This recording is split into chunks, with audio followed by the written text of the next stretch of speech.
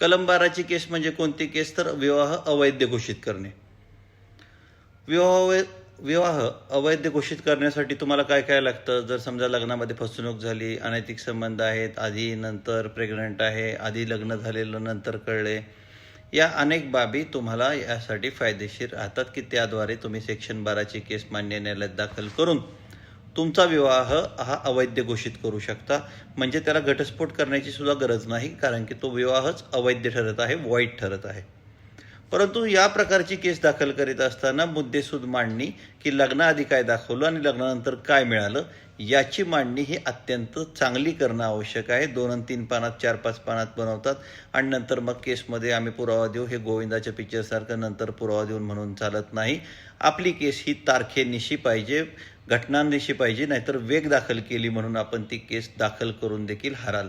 त्यामुळे केस दाखल करताना काळजी घेणं आवश्यक.